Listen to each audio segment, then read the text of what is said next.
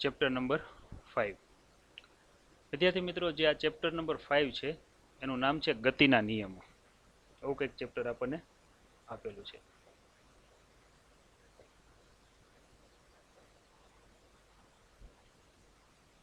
બરાબર, તમે આકૃતિ જોઈ શકો છો. આ જે આકૃતિ છે એમાં કોણ વિચારે છે? વિચારી વૈજ્ઞાનિક હોય કે ન હોય? અને તમને અંદાજે આવી ગયો છે કયા વૈજ્ઞાનિકનો છે. બરાબર, ન્યૂટનનો છે. જે ઝાડ બતાવ્યું છે, અને આપણે એ પણ અંદાજ આવી ગયો ન્યૂટન હોય એટલે સફરજન હોય કે ઝાડ ઉપરથી નીચે કેમ પડે છે. બરાબર, આપણે વાર્તામાં તો એવું સાંભળ્યું છે કે વૈજ્ઞાનિક જ્યારે છે સફરજનના ઝાડ નીચે બેઠા હતા ત્યારે, પણ આપણને એવું નહોતું કીધું કે બાકડા નીચે બાકડો લઈને બેઠા હશે. આ તો વાત થઈ છે. બરાબર, તો આ રીતે છે ગતિના નિયમો આવે છે. ગતિના નિયમો આવે ને તો ત્યારે સૌ પ્રથમ જો કોઈ ભૌતિક રાશિ આવતી હોય તો બળ આવે. કઈ આવે? બળ. બળ વિશે જો આપણને ખ્યાલ હોય, એકદમ પાઠ છે, મજા આવે એવો છે પાઠ, સમજવા જેવો છે. ધોરણ 9માં તમે પાઠ ભણી ગયા છો, અને મેં જ્યારે વેકેશન બેન્ચ લીધી હતી ત્યારે છે ઘણા વિદ્યાર્થીઓ આમાંના હતા આપણી યારે, એને લગભગ ઘણું ખરું આવડતું હશે આમાં. શું કામ? કારણ કે મેં ફંડામેન્ટલ ત્યારે આખું કરાવી દીધું છે. હવે આપણે એના સૂત્રો તારવવાના છે. તો ચાલો આગળ વધીએ. બરાબર છે, વાત કરીએ તો કે ગતિના નિયમો. સૌ પ્રથમ જો કોઈ ભૌતિક રાશિ તમારે ભણવી હોય તો એ ભૌતિક રાશિ આવશે બળ એટલે શું. બરાબર છે, આપણને ખબર છે કે આપણે બળ કોને કહીએ. બરાબર, હું એવું લખું કે સ્થિર પદાર્થને મારે ગતિમાં લાવવો છે.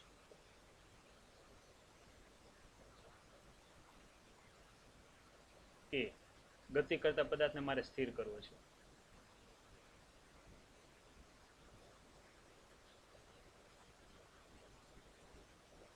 સ્થિર કરવા જે ભૌતિક રાશિની જરૂર પડે.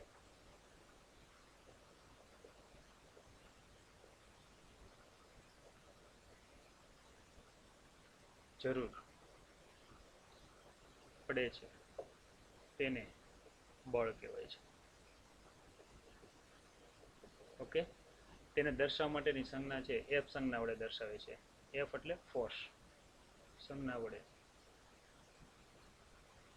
દર્શાવાય છે. સ્થિર પદાર્થને ગતિમાં લાવવું હોય કે ગતિ કરતા પદાર્થને મારે સ્થિર કરવું હોય તો જે ભૌતિક રાશિની જરૂર પડે આ રાશિને શું કહેવામાં આવે છે? બળ. આપણે એક સામાન્ય ઉદાહરણ લઈએ કે આ કોઈ એક ટેબલ છે. આ ટેબલ ઉપર કોઈ કઈ પુસ્તક પડેલું છે, સ્થિર સ્થિતિમાં છે.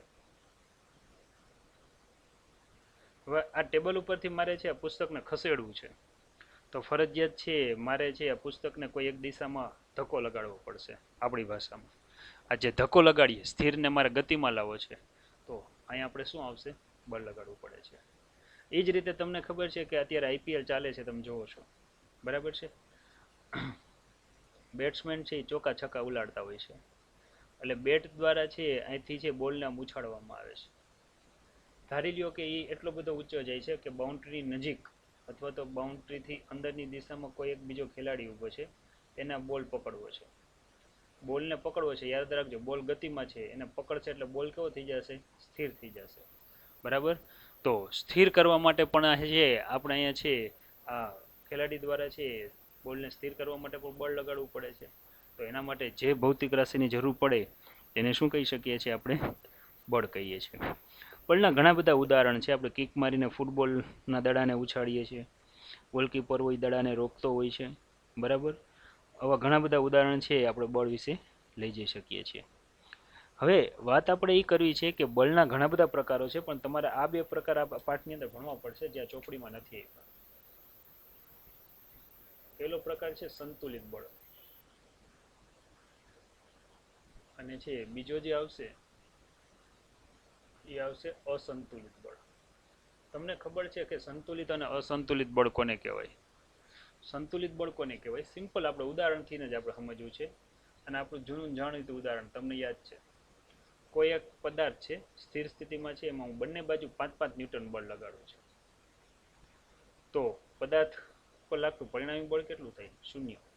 શા માટે તમે મને એવું કીધું કે સાહેબ તમે એક શખ્સની દિશામાં 5 ન્યૂટન લગાડો છો, વિરુદ્ધ દિશામાં છે 5 ન્યૂટન બળ લગાડો છો, જો આનું સાદુરૂપ કરો 5 - 5 તો 0 થાય. એનો અર્થ એવો થયો કે આ જે બળ પદાર્થ ઉપર ગમે એટલું બળ લગાડો ને પદાર્થ પોતાની મૂળ સ્થિતિ જાળવી રાખે તો આવા બળને સંતુલન સ્થિતિ કહેવાય. એટલે કે પરિણામી બળનો સરવાળો કેવો થવો જોઈએ? શૂન્ય.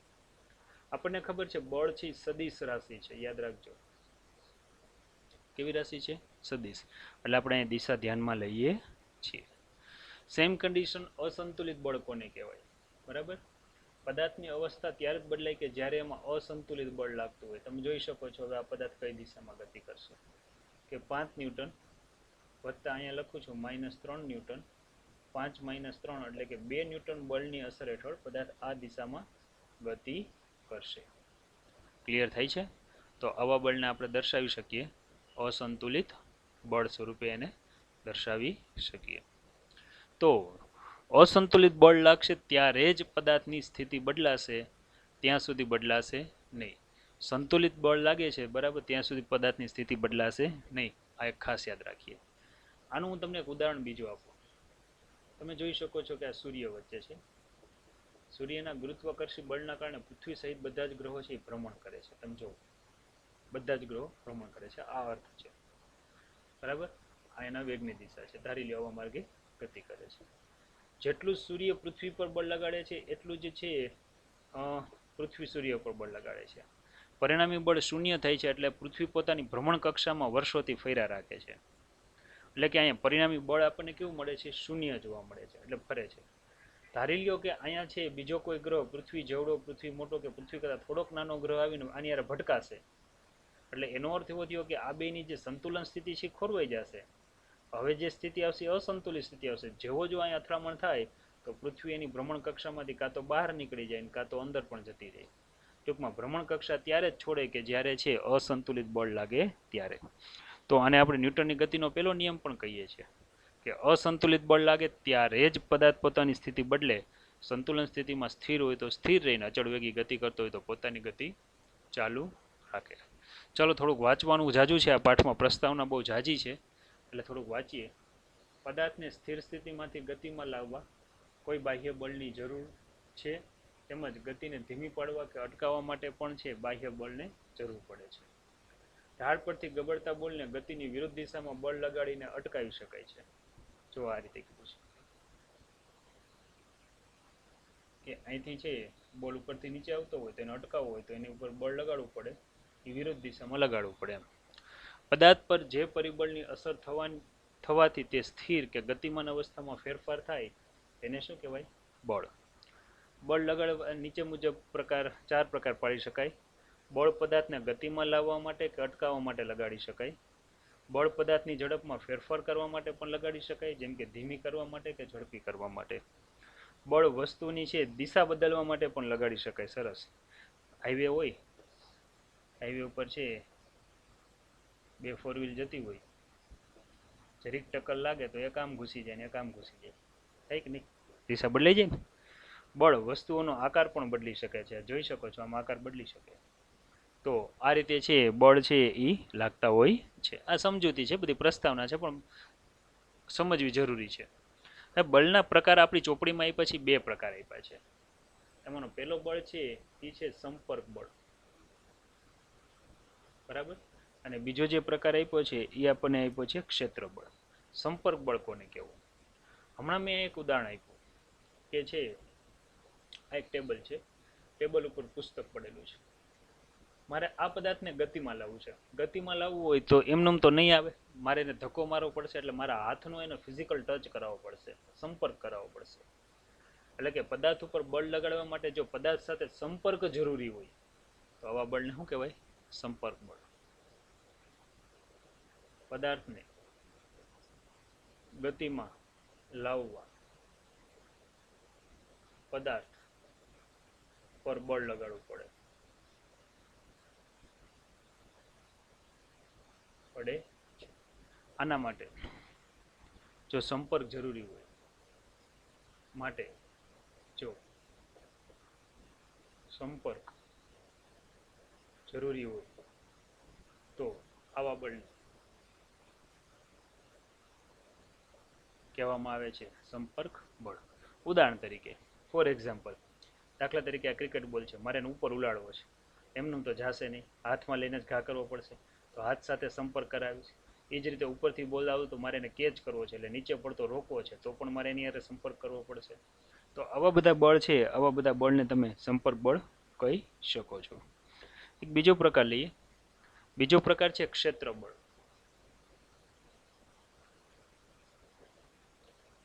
કોઈ પણ પદાર્થ હોય, દાખલા તરીકે કોઈ એક પદાર્થ છે, એની અસર છે ને આસપાસના વિસ્તારમાં હોય જ. આસપાસના વિસ્તારમાં જો તમે અહીંથી બહારથી બીજો પદાર્થ લાવો અને એના ઉપર બળ લાગે ને, તો આવા બળને ક્ષેત્ર બળ કહેવાય.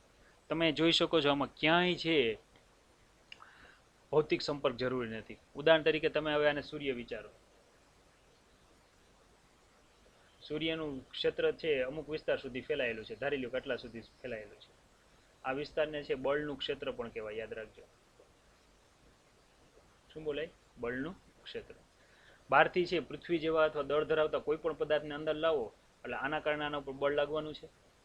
ફિઝિકલ સંપર્ક નથી છતાંય બળ લાગે છે, તો આવા બળને શું કહેવાય? ક્ષેત્ર બળ. બરાબર, ફિલ્ડ ફોર્સ તરીકે ઓળખવામાં આવે છે.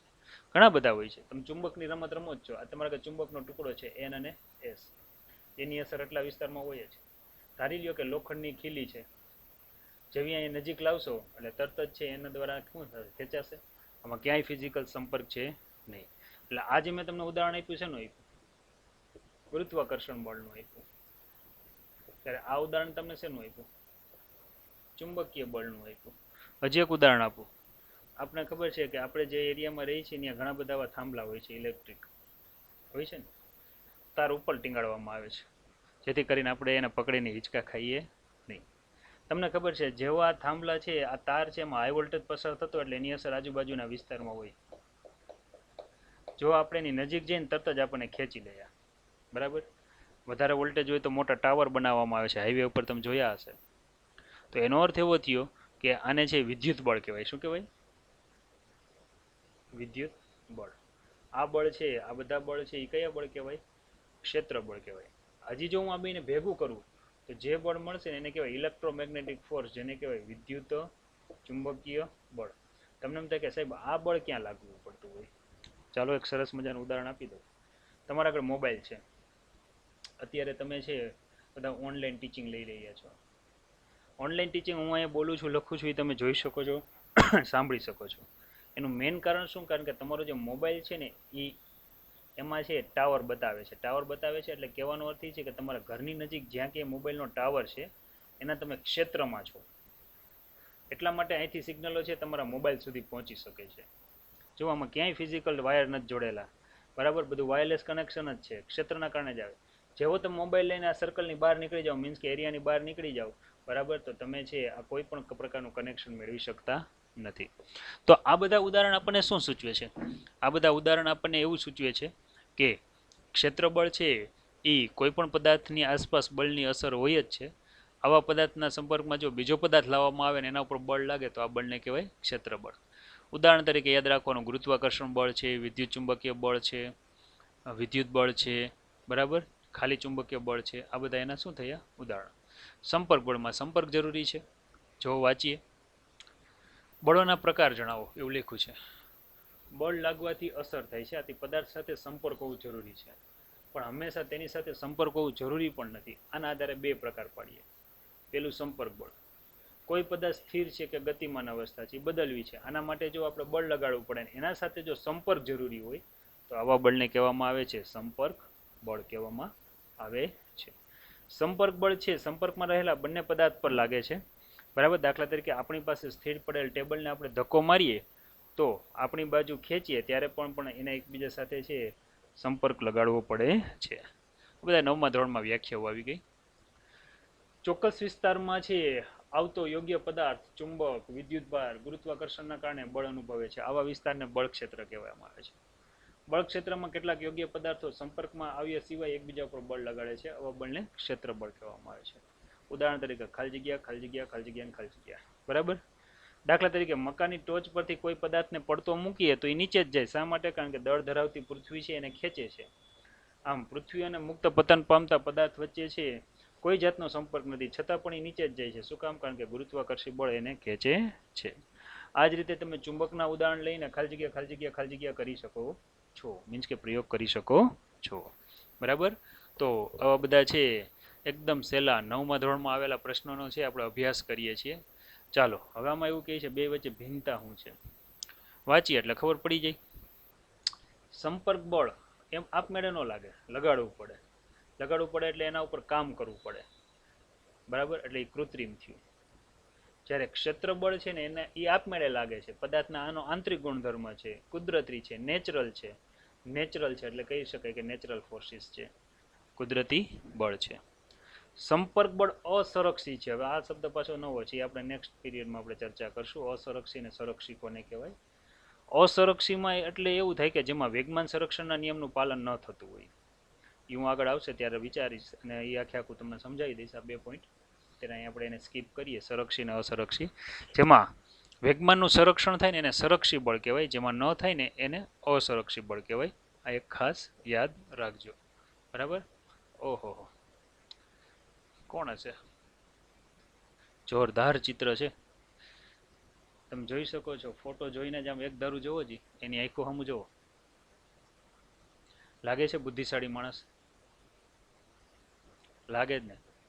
જેને પેન્ટિંગ બનાવ્યું હશે, આ ચિત્ર બનાવ્યું હશે, એ બરાબર જોવો જ આમ તમને એમ લાગે કે તમારી યાર વાત કરે છે, આમ એવું લાઈવ બધા બનાવ્યું છે, બરાબર.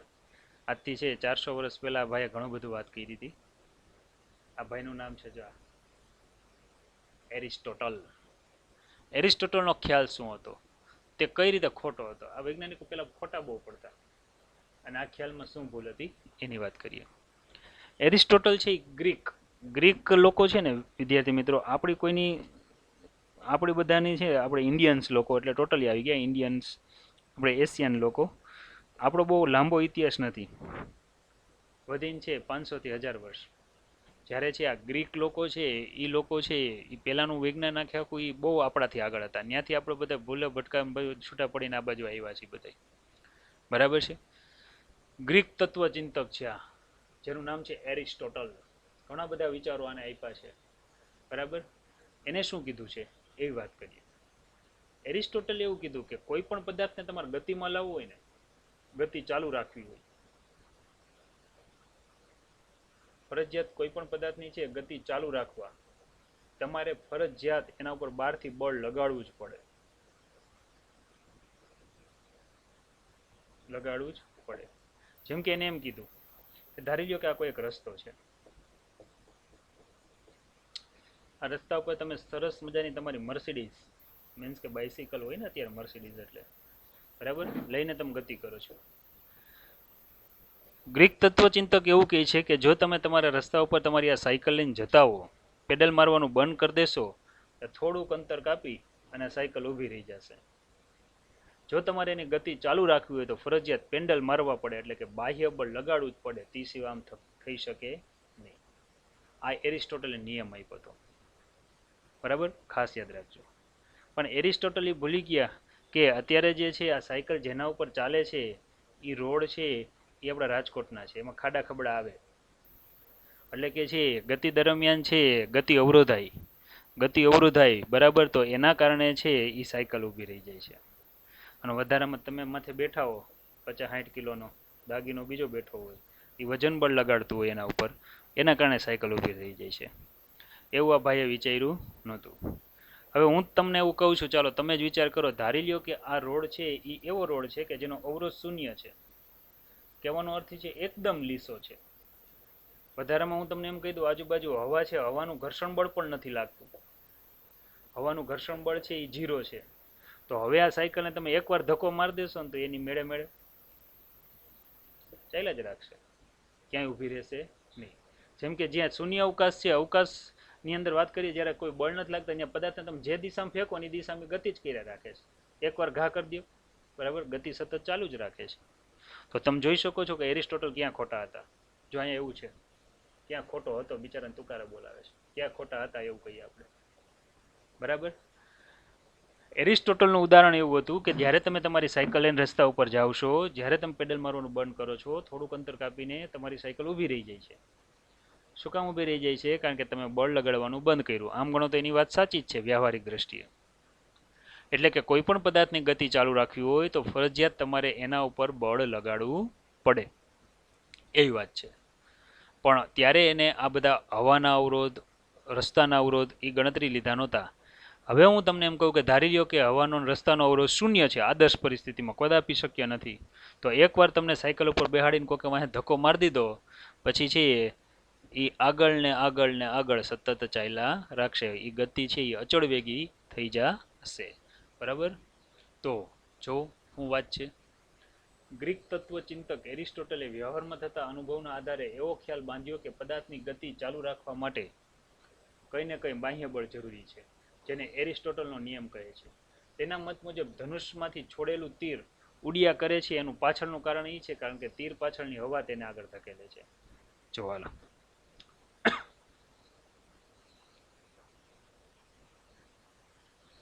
આપણે લોકડાઉનમાં છે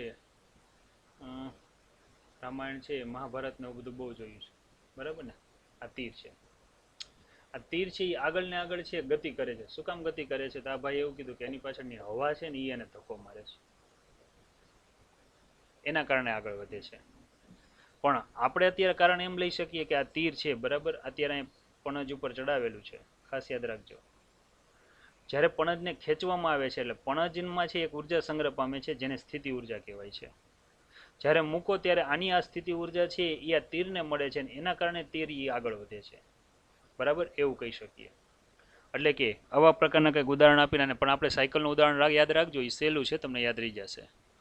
આ મત મુજબ વિશ્વના પદાર્થોની ગતિ અંગે એરિસ્ટોટલની વિચાર પદ્ધતિનો એક ભાગ હતો, પરંતુ એ ભાગ ખોટો હતો. મીન્સ કે એને અવરોધો ધ્યાનમાં લીધા નહીં. વિશ્વમાં ઘન પદાર્થો માટે છે ઘર્ષણ અને વહી શકે તેવા પદાર્થો માટે શ્યાનતા આગળ આવશે. જેવા ગતિનો વિરોધ કરનાર બળો છે હંમેશા હાજર હોય છે. તેથી પદાર્થોને નિયમિત ગતિ ચાલુ રાખવા માટે અવરોધ બળનો સામનો કરવો પડે છે. આથી આપણે બાહ્ય બળ લગાડવાની જરૂર પડે છે. પરંતુ જો અવરોધ જ ન હોય તો બાહ્ય બળ લગાડવાની જરૂર પડતી નથી.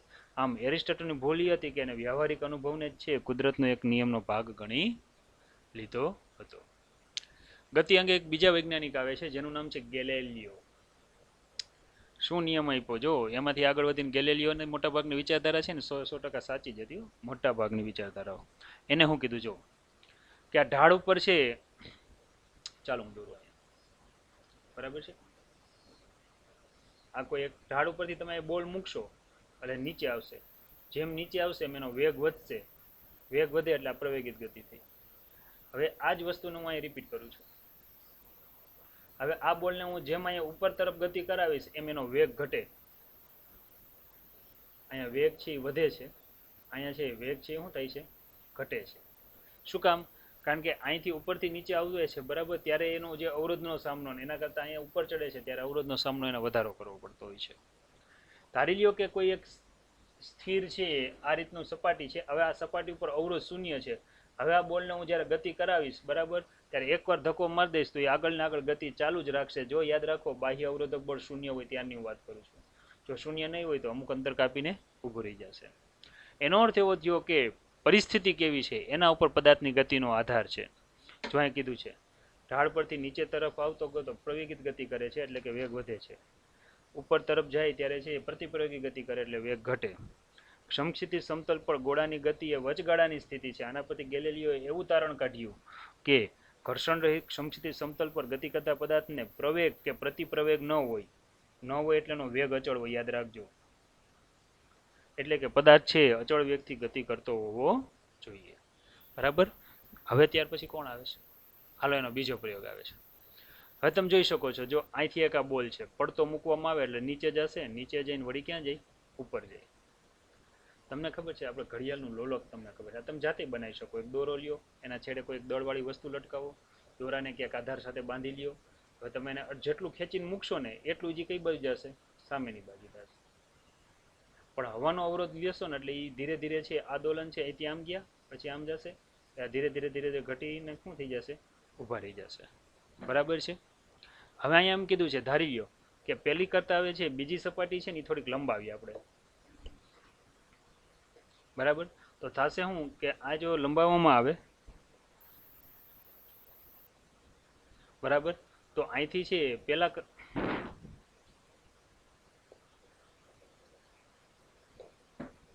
આપણે છે એને લંબાવવામાં આવે છે. લંબાવવામાં આવે છે તો અહીંથી છે આ પદાર્થ અહીંથી વધારે અંતર કાપશે પણ જાહે તો એના જેટલી જ ઊંચાઈ સુધી. ખ્યાલ આવે છે? યાદ રાખો મધ્યમાન સ્થિતિ હોય ત્યારે એનો વેગ મેક્સિમમ હોય તો જ ઢાળ ચડી શકે, નકર ચડી શકે નહીં. તમે જોયું હશે ક્યારેક કોઈ વાહન છે એ ઢાળ ચડવું હોય ઉપરથી નીચે આવે, જેવું નીચે આવે ને પછી અહીંથી એને ફૂલ લીવર મારવું પડે, વેગ વધારવો પડે તો જ ઉપર ચડી શકે. ધારી લ્યો કે આ ત્રીજી સપાટી હવે હાવ સમતલ કરી નાખી તો એકવાર અહીંથી બોલ મૂક્યો એટલે પડતો પડતો પડતો પછી આગળ ને આગળ ગતિ કરશે જો આ સપાટીનો અવરોધ શૂન્ય હોય તો, બાકી થઈ શકે નહીં. તો આવા બધા પ્રયોગો દ્વારા છે આ વૈજ્ઞાનિકોએ ત્યારે સમજૂતી આપી. ત્યારે છે મોબાઈલ તો કંઈ હતા નહીં, 3D ટેકનોલોજી વાળા લોકો સમજાવી શકે, કોમ્પ્યુટર નહોતા, લેપટોપ નહોતા, એટલે આ પરિસ્થિતિમાં જ છે એ બધી આપણે વ્યવહારિક સમજૂતી આપે છે. આ બધું તમને લેસન જ આવશે, બધું બરાબર વ્યવસ્થિત વાંચીને કરજો, સમજવાનું છે, ગોખતા નહીં. ચાલો, બહુ મસ્ત ટોપિક આવ્યો. આ ટોપિક તમને ઘણાને આવડે છે. જડત્વ કોને કહેવાય પહેલાં હું સમજાવી દઉં પછી વાત કરીએ. જડત્વ, વિદ્યાર્થી મિત્રો, જડત્વને મોમેન્ટ ઓફ ઇનર્શિયા કહેવાય. ખાસ કરીને ઇનર્શિયા શબ્દ આઈ વડે દર્શાવો.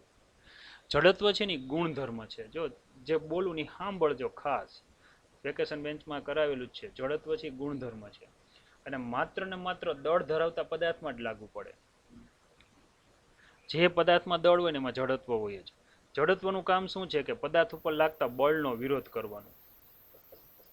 શું કરવાનું છે? બળનો વિરોધ કરવાનો.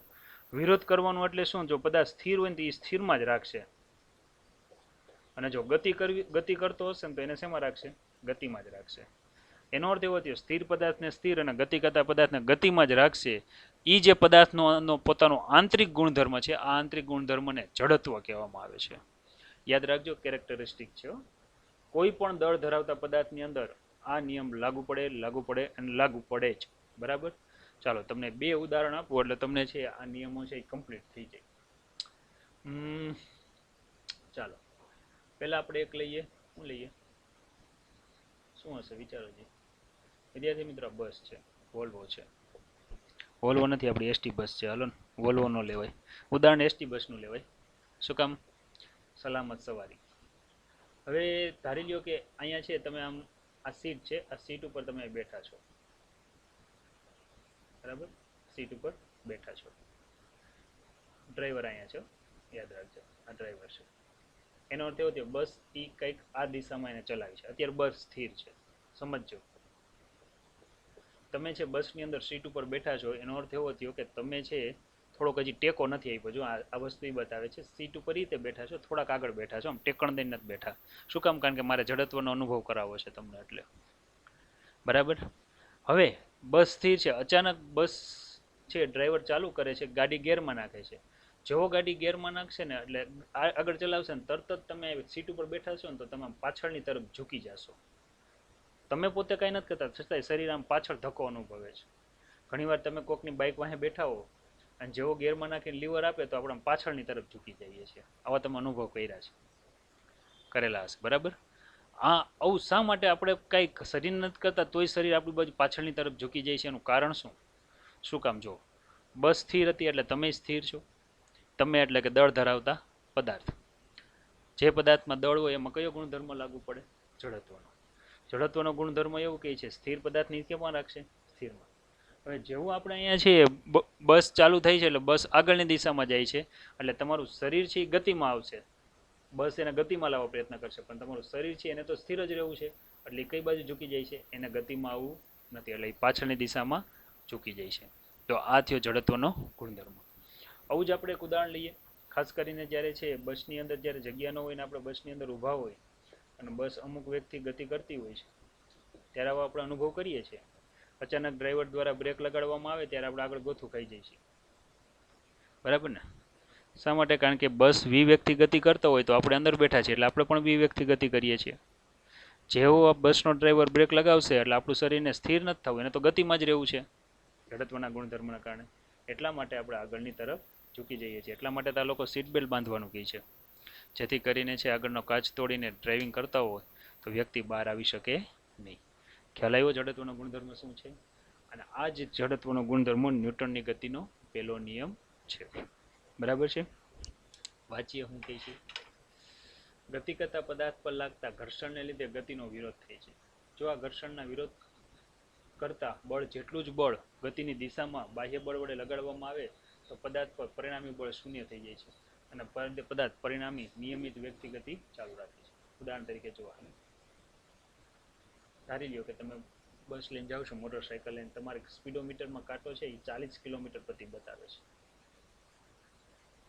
તમને ખબર છે કે આપણી ગાડી 40 નહીં હાલતી હોય, 40 કરતાં ઓછી હાલતી હોય. શા માટે? કારણ કે રસ્તાનું ઘર્ષણ છે, આજુબાજુ હવાનું ઘર્ષણ છે, બધાના કારણે ઘર્ષણના કારણે છે આ સ્પીડ છે એ આના કરતાં લગભગ કેવી હોય છે? ઓછી હોય છે. ધારી લ્યો કે આ ઘર્ષણ શૂન્ય થઈ જાય તો છે તમારી સ્પીડ છે એ એક ધારી રહેશે, તો કે એમ કહી શકાય કે નિયમિત વ્યક્તિ તે ગતિ કરશે. પદાર્થની સ્થિર અવસ્થામાં કોઈ પણ ચોખ્ખું બાહ્ય બળ છે લાગતું નથી, કારણ કે સ્થિર હોય તો પરિણામી બળ કેવું હોય છે? શૂન્ય હોય છે. આમ પદાર્થની સ્થિર અવસ્થા અને નિયમિત ગતિ અવસ્થા ને બળને લાગે વળગે ત્યાં સુધી સમતુલ્ય છે. એટલે કે અચળ વ્યક્તિ ગતિ કરતો હોય કે સ્થિર હોય તો બંને પર લાગતું પરિણામી ચોખ્ખું બળ કેવું હોય છે? શૂન્ય હોય છે. પદાર્થ પર બાહ્ય બળ શૂન્ય હોય તો સ્થિર પદાર્થ સ્થિર રહે છે અને ગતિમાન પદાર્થ પોતાની ગતિ ચાલુ રાખે છે. આ થયો ન્યૂટનની ગતિનો પહેલો નિયમ. આ નિયમને જ શું કહેવામાં આવે છે? ટૂંકમાં ગુણધર્મને જ કહેવામાં આવે છે જડત્વ કહેવામાં આવે છે. આમ જડત્વ એ ફેરફારનો વિરોધ છે, એટલે કે છે પોતાના ઉપર લાગતું બળ છે એનો પહેલા તો વિરોધ કરશે. અને જડત્વ એમ જ લાગુ પડે કે જેમાં દળ હોય. ખાસ યાદ રાખીએ, પદાર્થનું દળ જેનું વધુ હોય એનું જડત્વ વધુ, ઓછા દળવાળા પદાર્થનું જડત્વ ઓછું છે. આથી પદાર્થ તેની આપમેળે સ્થિર અવસ્થા કે નિયમિત અવસ્થા આપમેળે બદલતો નથી. બરાબર, આના ઉદાહરણ છે. ત્યારબાદ છે ન્યૂટનની ગતિનો પહેલો નિયમ સાથે સાથે લઈ લઈએ આપણે, કારણ કે તમને સમજાવી દીધો છે. પહેલો નિયમ શું કહે છે? આપણે એની સમજૂતી લીધી છે. બરાબર, જેમ કે લઈએ અહીંયા કોઈ એક ટેબલ છે, આ ટેબલ ઉપર કોઈ એક પુસ્તક પડેલું છે. પુસ્તક અત્યારે સ્થિર છે. એનો અર્થ એવો થયો કે પુસ્તક ગતિમાં ક્યારે આવશે? કે જ્યારે બાહ્ય બળ લગાડો. બાહ્ય બળ પણ અગાઉ આપણે વાત કરી, કેવું બળ હોય? અસંતુલિત બળ હોય. અસંતુલિત બળ લગાડો ત્યારે જ એની અવસ્થામાં ફેરફાર થાય, બાકી થાય નહીં. એનો અર્થ એવો થયો કે પેલો નિયમ એવું કહે છે કે સ્થિર પદાર્થ જ્યાં સુધી સ્થિર હોય ત્યાં સુધી સ્થિર જ રહે. ક્યારે? જ્યાં સુધી અસંતુલિત બળ ન લાગે ત્યાં સુધી. બીજું તમને એક ઉદાહરણ આપ્યું કે છે સૂર્ય છે અને પૃથ્વી જેવા ગ્રહો છે એ અમુક વ્યક્તિ ગતિ કર્યા રાખે છે. એનો અર્થ એવો થયો કે આ પૃથ્વી છે એ અચળ ઝડપથી છે એ વર્તુળ માર્ગે વર્ષોથી ભ્રમણ કરે છે અને એ જ માર્ગે હજી ભ્રમણ ચાલુ રાખે છે. હવે તમને કીધું એ પ્રમાણે બહારથી જો પૃથ્વી જેવો કોઈ ગ્રહ આવીને પૃથ્વી હારે અથડાય તો જ અસંતુલિત બળ થાય, કારણ કે અહીંયા સૂર્ય જેટલું પૃથ્વી ઉપર બળ લગાડે છે એટલું પૃથ્વી સૂર્ય ઉપર બળ લગાડે છે. પરિણામી બળ આપણે કઈ લઈએ? શૂન્ય, એટલે કે સંતુલન સ્થિતિ કહેવાય. જો પૃથ્વી જેવા બીજા ગ્રહ છે બહારથી આવીને જો આના પર બળ લગાડશે તો આ બળ છે કેવું બળ થઈ ગયું? અસંતુલિત બળ થઈ ગયું. અને અસંતુલિત બળ થાય તો જ એની ભ્રમણ કક્ષા છોડે, બાકી છોડી શકે નહીં. તો આ થયો ન્યૂટનની ગતિનો પહેલો નિયમ. આથી પહેલો નિયમ છે આપણે આ રીતે કહી શકીએ કે જ્યાં સુધી પદાર્થ સ્થિર અવસ્થામાં હશે કે નિયમિત સૂર્ય ગતિ છે એ જાળવી રાખે. ક્યાં સુધી જાળવી રાખે? કે જ્યાં સુધી છે એના પર બાહ્ય અસંતુલિત બળ લાગે નહીં. આથી જે પદાર્થ પર ચોખ્ખું બળ શૂન્ય હોય તો તેનો પ્રવેગ શૂન્ય હોય છે અને બાહ્ય બળ લાગતું નથી. આ સ્થિતિમાં પણ એનો પ્રવેગ છે બળ લાગે ત્યારે જ હંમેશા છે પ્રવેગ મળે. કારણ કે આપણને એક સૂત્ર આવડે છે, પ્રવેગ ક્યારે લાગે? જ્યારે બળ લાગે ત્યારે. બળ 0 તો પ્રવેગ પણ કેવું થઈ જશે? શૂન્ય થઈ જશે. આમ ન્યૂટનની ગતિનો પહેલો નિયમ છે એ જડત્વનો જ નિયમ છે. અને ખાસ યાદ રાખજો, બળ લાગવાની વાત છે એટલે પહેલો નિયમ છે ને બળની વ્યાખ્યા આપે છે. શું આપે છે? બળની વ્યાખ્યા. બરાબર, તો આજે અહીંયા સુધી રાખીએ છીએ. ટોપિક એટલા છે એ ક્લિયર કરી લેજો. બરાબર, કોઈને કંઈ પ્રશ્ન હોય તો પૂછી શકો છો અથવા તમે લેફ્ટ થઈ શકો છો.